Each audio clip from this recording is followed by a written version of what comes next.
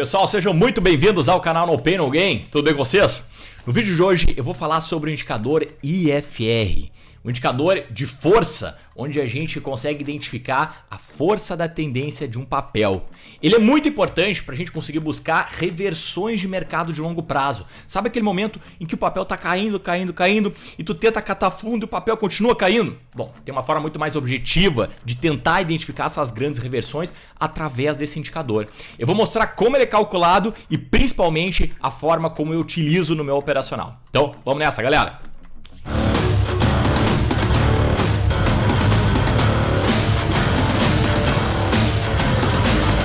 Muito bem, então chegamos a mais um vídeo de indicadores dessa série de indicadores. Hoje a gente vai falar sobre o IFR, o Índice de Força Relativa, que é um indicador que a gente olha para entender a força de um papel, a força da tendência de um papel. Ele é muito bom, principalmente para a gente buscar reversões de um papel. Quando o papel está caindo muito, tentar identificar um fundo mais importante, ou quando a gente está dentro de uma posição comprada, quando o papel está subindo muito, saber o momento de encerrar operações, posições lucrativas. Pessoal, vamos falar sobre o vídeo. Antes, deixa aquele joinha maroto aqui embaixo, tá? Te inscreve no canal também, tem muita gente assistindo que não está inscrito, te inscreve, é muito importante, eu vou te pedir essa ajuda e aciona o sininho para te receber os próximos vídeos dessa série, os vídeos de setup, todos os vídeos que eu faço aqui justamente para vocês. Tá beleza? Então, vamos lá. Vamos falar sobre esse indicador aí, Índice de Força Relativa. Foi desenvolvido por Wells Weider lá para o final da década de 70, e ele desenvolveu esse indicador para tentar mensurar a tendência de um papel. Como o próprio nome já diz, índice de força relativa, o objetivo é identificar o quão forte está a tendência de um papel. E a relativa, né, a palavra relativa vem de que ao invés, né, em detrimento de entender o quão um papel está forte em relação ao outro, a ideia do índice é entender a força da tendência do próprio papel. Então, digamos assim, é uma comparação do papel com ele mesmo, ok? Maravilha. Esse indicador, é claro que se a gente está tentando identificar a força de uma tendência do papel, uma das utilidades desse indicador é entender se uma tendência vai acabar. Se existe uma certeza no mercado, é que as tendências acabam. Se existe uma certeza no mercado, é que o mercado cai e sobe. E para isso, uma tendência de baixa tem que acabar para o papel subir, né? Para o mercado subir. Então, duas certezas. Mercado cai, sobe e vai para a direita, certo? O objetivo da FR é tentar entender o momento que o papel, depois de cair muito, tentar entender se ali ele está fazendo um fundo de prazo maior, para a gente tentar extrair essa grande movimentação. Então, é para isso que serve, certo? O indicador, deixa eu botar aqui, ó. O indicador ele tem essa cara. Então, se a gente pegar, por exemplo, esse movimento aqui de via varejo, a gente olha aqui para os preços, né? A gente pega todo esse movimento aqui. Tem como saber se essa tendência é forte ou fraca, olhando só para os candles? É muito difícil, né? Não tem como saber. Eu consigo saber que é uma tendência de alta, mas eu não consigo entender se essa tendência de alta é forte ou fraca. Então, para isso que o FR existe, para responder essa pergunta, essa tendência é forte ou fraca. O indicador, classicamente, foi o de 14 períodos, tá? Foi o que foi preconizado pelo Wells Weider, e é de 14 períodos em virtude do ciclo lunar, que tem 28 dias, e ele botou metade disso, tá? Então, classicamente, é de 14 períodos. Eu utilizo de 14, independente desse esoterismo, funciona muitíssimo bem. E eu já vou mostrar como ele é calculado, mas a ideia por trás desse indicador, então, é entender a força de uma tendência. E como eu falei, as tendências acabam. Então, como é que a gente identifica se as tendências acabam, se elas estão perto de acabar ou se elas estão no começo? Através das bandas do IFR. O IFR é um indicador que vai de 0 a 100, tá? E somente isso. Quanto mais perto do 100, mais forte está aquela tendência, mais forte a tendência de alta. E quanto mais perto do 0, mais forte está a tendência de baixa. Quanto mais amplo é o IFR, quanto mais períodos eu utilizar, mais difícil é do IFR se movimentar. Ou seja, um IFR 14 ele é muito mais difícil de se movimentar do que um IFR 2. Tá vendo como o IFR 2 ele é bastante volátil, vai para cima e para baixo com muita facilidade?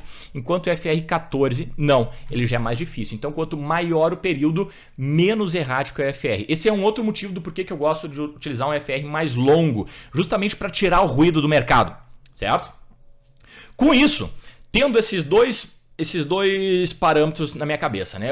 Um FR mais longo e que ele vai de 0 a 100, eu consigo estabelecer então a força da tendência. Classicamente, o IFR, ele não vai, o IFR 14 é muito difícil chegar lá no nível de 100. É muito normal chegar a níveis de 70. Tanto que quando ele preconizou esse indicador, uma das afirmações foi: o papel está numa tendência forte quando o IFR estiver acima dos 70. E ele está numa tendência fraca quando ele estiver abaixo dos 30, tá? Isso pensando numa compra. Porque se o papel estiver abaixo dos 30, ele também pode estar numa tendência forte, só que numa tendência de baixa, tá? Então com isso a gente consegue estabelecer dois níveis importantes. O nível de 70 e o nível de 30, tá? E não é coincidência a soma deles ser 100, certo? Isso também foi desenvolvido por ele. A banda central do FR que é 50, né? 50%, vai de 0 a 100%. Então, existe uma equidistância, né? Do 50 para o 70 é 20 pontos, do 50 para o 30 é 20 pontos. A gente pode utilizar em níveis de 80 e 20 também, tá? Ou seja, também equidistantes, né? 30 de cada lado, mas classicamente ele foi preconizado por 70 e 30, ok? Perfeito. Então, com isso, eu consigo estabelecer o seguinte: pô, se o papel está com o FR acima dos 70, significa que aquela tendência está muito forte. E a gente sabe que se existe uma certeza no mercado é que ele vai subir e cair. Se eu estou observando o papel que está com o FR acima de 70, eu já começo a entender que ali pode acontecer um respiro dessa tendência de alta que vem acontecendo.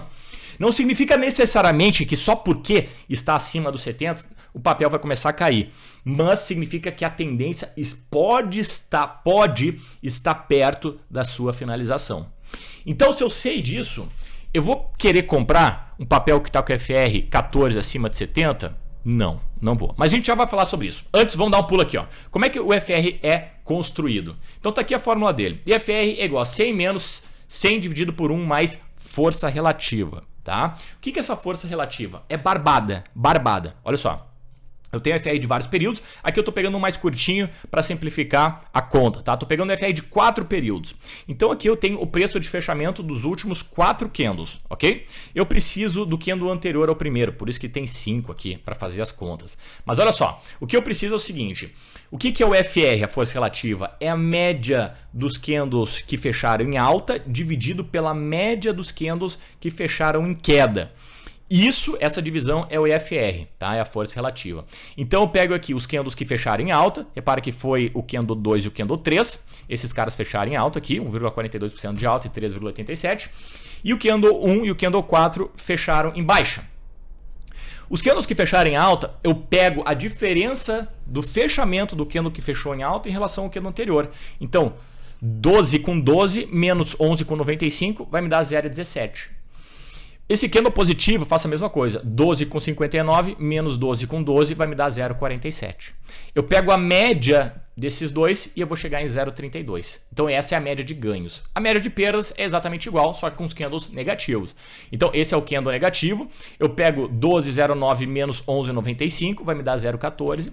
E esse cara aqui eu faço a mesma coisa. 12,59 menos 12,22 vai me dar 0,37. Eu pego a média de 0,14 com 0,37, né? Somo dividido por 2 vai me dar 0,255.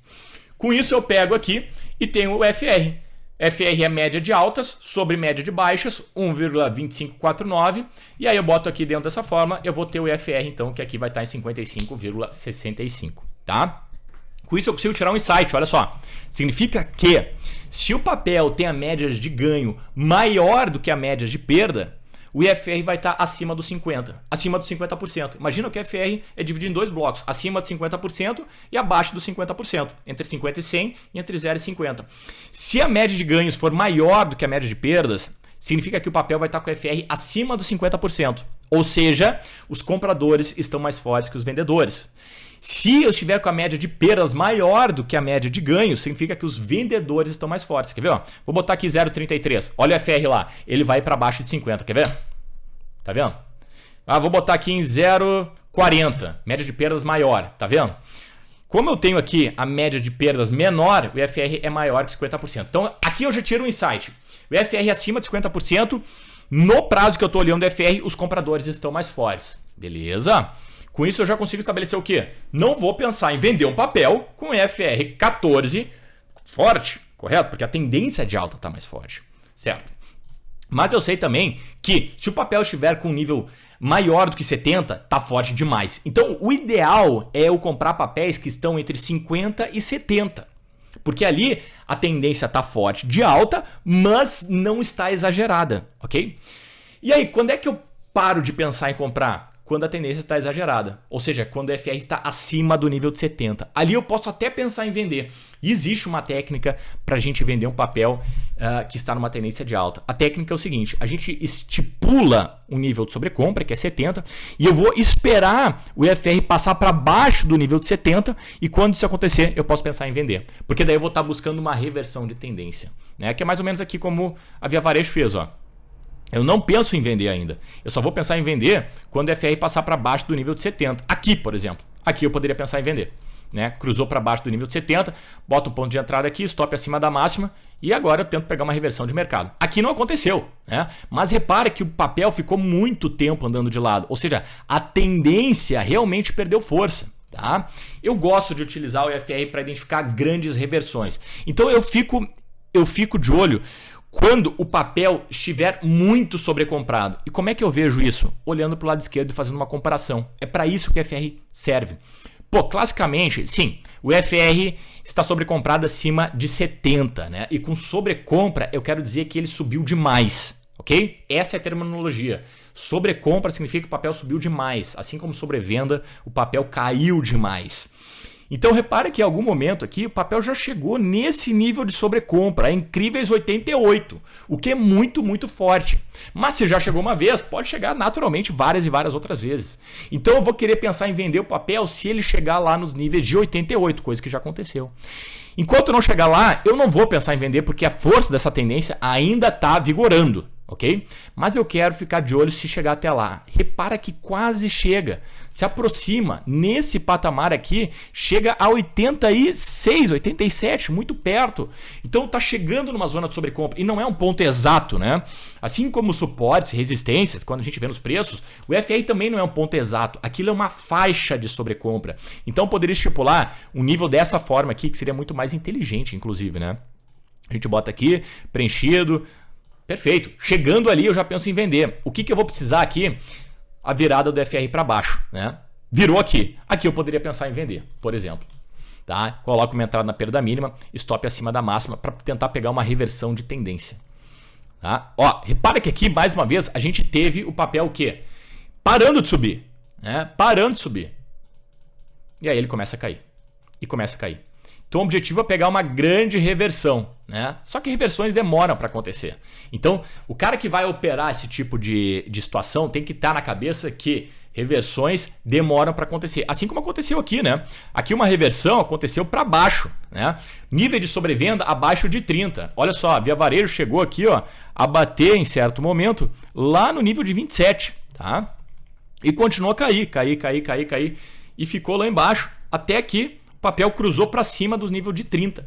E aqui a gente poderia pensar numa compra. Compra na superação da máxima, stop abaixo da mínima. Olha quanto tempo demorou para essa reversão acontecer. Não foi rápida, nem um pouco. E é assim que as reversões de tendência acontecem. Ó, até depois foi embora, né? Mas do ponto de entrada até realmente o cara ficar no positivo, demorou 17 candles. E aí sim, e aí a coisa foi embora. Então esse é um sistema muito positivo, tá? Muito positivo, mas é difícil de pegar, não é simples. Agora, Lawrence, e se eu utilizar um FR mais curto aqui? De repente eu pego um de 2 períodos, né? Vamos voltar aqui. De repente eu pego um de 2 períodos.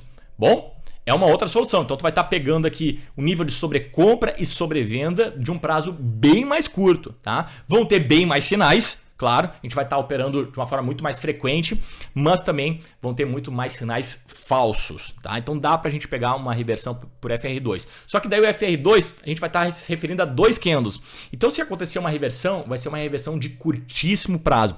Tem vários vídeos que falam sobre FR2, inclusive eu vou deixar um link aqui na descrição, um dos setups que eu falo do Larry Connors, né, que utiliza o FR2, mas sistematicamente eu gosto do FR14 e eu utilizo ele porque a minha ideia usando o FR é tentar buscar realmente reversões de grandes tendências, tá? Então essa é uma das formas de utilizar, tem diversas outras formas, tem Advanced Breakdown, Advanced Breakdown, Advanced Breakup também tem aqui no canal, tem divergências que a gente pode falar logo a seguir.